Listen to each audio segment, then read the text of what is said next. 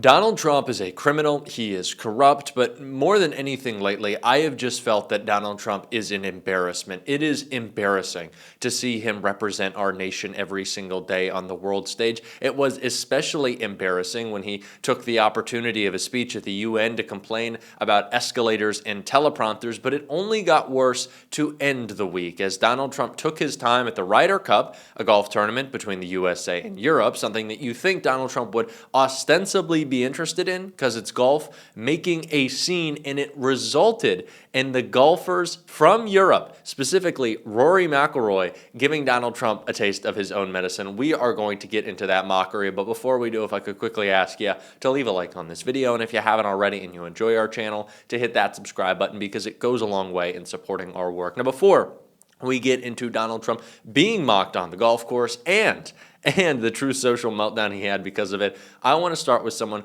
who called out Trump's attention to golf over his attention to a looming government shutdown, and that was Senator Chris Van Hollen right here. President Trump's going to meet with congressional leaders at the White House tomorrow. You just heard Speaker Mike Johnson effectively saying there's really nothing that we're going to offer them. If that is the case and the government funding bill is just this clean CR that they're talking about, are you going to vote no? Well, Jake, it's good to see the president finally get off the golf course and decide to talk and avoid the government shutdown he's been taking us to. And he's been much more focused, as we all know, on keeping the Epstein files locked up than keeping the government open. Look, the president wants a blank check. This is a lawless president. He's been illegally withholding funds. He promised on day one he was going to bring down prices. They've gone up. What we're saying is that we should turn off this ticking time bomb, which Republicans left in place, that's going to create a huge spike in healthcare premiums for about 20 million Americans. Until now, the president has said, nope, he'd rather shut down the government than prevent those healthcare costs from spiking. I'm glad we're finally talking. We'll see what happens. It is no surprise that Donald Trump would be more focused on a golf tournament than a looming government shutdown in a moment in which he doesn't really care which way this goes. I'm kind of the position at this point that Democrats need to shut down the government, that Democrats need to make Republicans feel maximum pain, and Democrats need to use this as an opportunity to make the case that they just can't govern. Republicans cannot govern. They can't do compromise. They can't even come together in their own caucus on most issues, and it's not like Donald Trump is a leader. And if we pass this budget, it's not like Donald Trump is going to follow the law and care about what is appropriated. He's not going to do that. So why would we play pretend politics like we're in an era where there are reasonable, good faith actors? That's not what we're dealing with right now, and you can see that before we get into Trump being mocked with Trump's favorite spokesperson spinning up the lie of how this government shutdown feels to them. Because the overwhelming majority of the American public wants to keep the government open. I mean, it's not even close. Democrats and Republicans, independents across the country want the government funded because they want our military and our troops to be paid. They want TSA agents and Border Patrol to be paid. They want food assistance programs for women and children in impoverished communities to continue going out the door.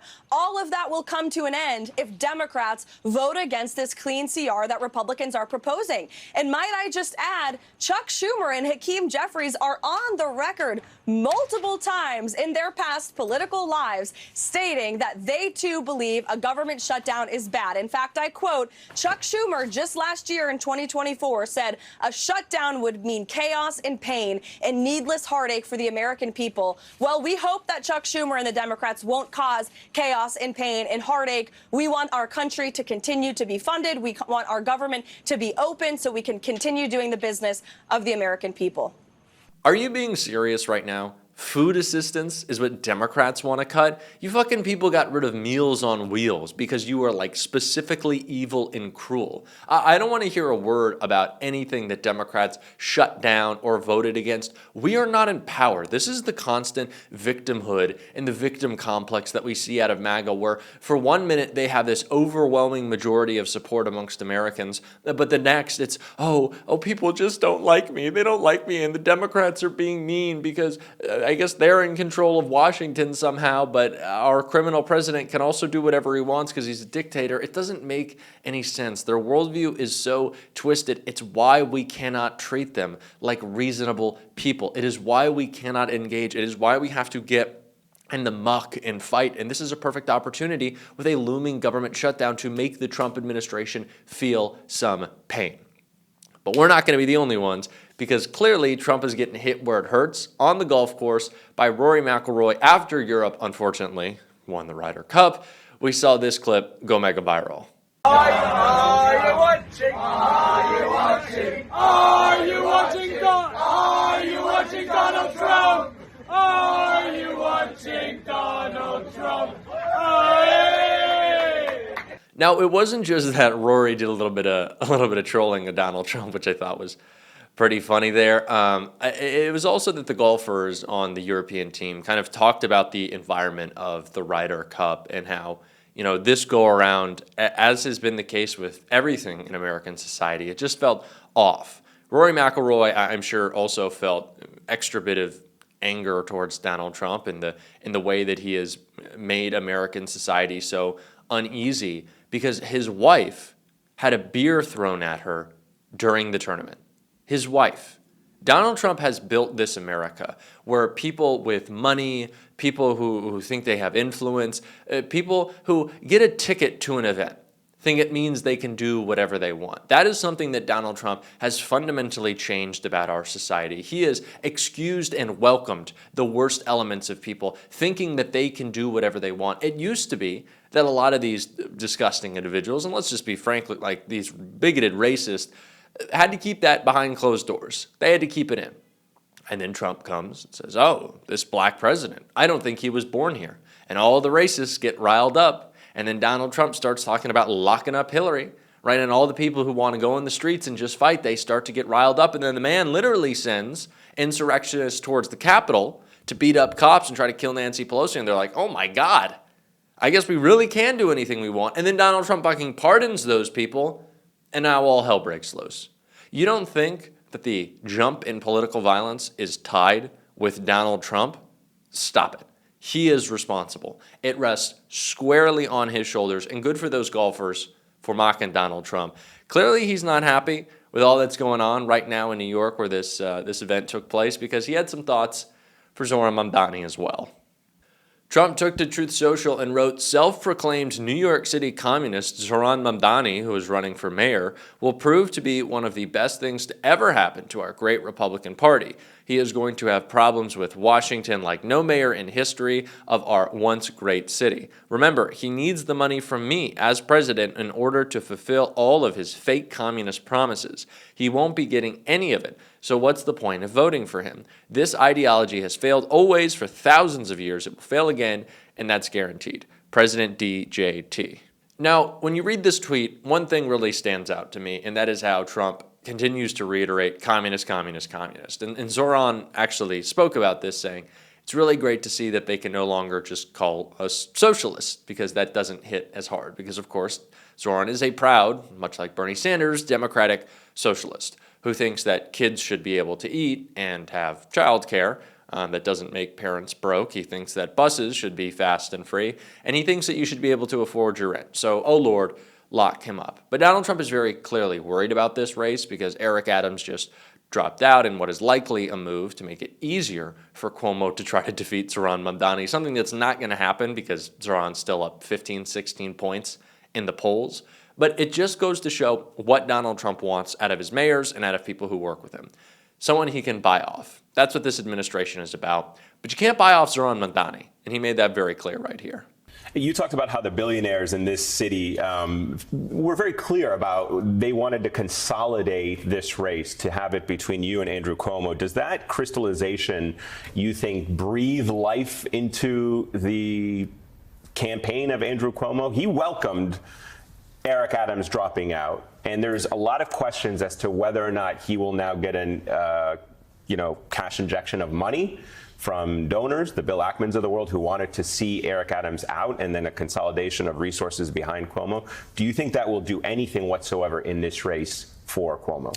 You know, it reminds me of what Andrew Cuomo wanted in the primary. He wanted me to be his main opponent, and he got that. And we beat him by 13 points. And that was in spite of around $30 million being spent against us to smear and slander our campaign. And I have no doubt that he will see an influx of donations from Donald Trump donors, the very ones who have been trying to coax these other candidates out of the race. But I continue to be confident that New Yorkers can see through that, and they understand that this is a democracy. It's not something to be bought by an oligarchy. And no matter the attempts of people who are willing to spend more money than I would ever tax them, we are going to show that this is a city that deserves to be one that New Yorkers can afford. But with the race being a little bit wider now, does that change at all the calculation? Because now it's not just the primary, it's not just Democratic members who can vote in the primary, it's going to be wider in the city. Well, you know, the affordability crisis impacts New Yorkers regardless of their politics. Right. I've met Republicans, I've met unaffiliated voters, I've met voters who are registering to vote now for the first time, and they tell me the same issues that Democrats spoke to me about. Their rent, their childcare, public transit, the fact they just can't afford the city. And I know that this is an agenda that will speak to the despair, the disappointment that many New Yorkers have had with politics and politicians. And I understand that, because if Andrew Cuomo is the only example you had of a politician, why would you believe in them either? Our job is to show them there's an alternative. What do you make of the state of play in the Democratic Party in New York right now? Since the last time we saw you, Hochul has endorsed you. The two of you have appeared together and are clearly finding common ground. But Schumer, Jeffries, still on the sidelines. Jeffries today put out a statement thanking Adams for his service. I mean, this is a person who actually has technically left the Democratic Party now and ran as an independent in this race. So what do you make of that? And at this point, I guess, do you even want the endorsement of Jeffries or Schumer? Look, I will welcome endorsements from anyone across the city, and I will welcome them because we're looking to build a coalition that reflects the 8.5 million people who call the city home. And I'm proud, as you said, not only to have the endorsement of Governor Hochul, but also of Majority Leader Andrea Stewart-Cousins in the state Senate, as well as Assembly Speaker Carl Heastie. Anyone who watches this show knows that this, to me, has been one of the most inspiring races in the post-Trump election this year. This is someone who is talking about all the issues that Democrats need to focus on, who has energized folks in my generation really like no other candidate we have seen in recent history, and is doing it with joy. And we need that right now, because not only is he the only candidate who won't bend the knee to Trump, and he's made that very, very clear, Cuomo's campaign is funded by the same billionaires who made Donald Trump president, and is backed by the same corporate interests that want to make your life worse. So not only is Zoran in direct opposition to the Trump administration and all of his actions, but he is joyful in carrying them out. That is the type of candidate that we need. That is the type of candidate we're going to continue to uplift on this show. If you want to support that, as always, you can hit that subscribe button, leave a like on this video. If you stuck around to the end, drop a blue heart in the comments. And if you want to support the show in another way, as always, you can become a free or paid subscriber to my Substack right here or down below. Keep on fighting. Don't let them silence you. And until next time, I'll see you soon.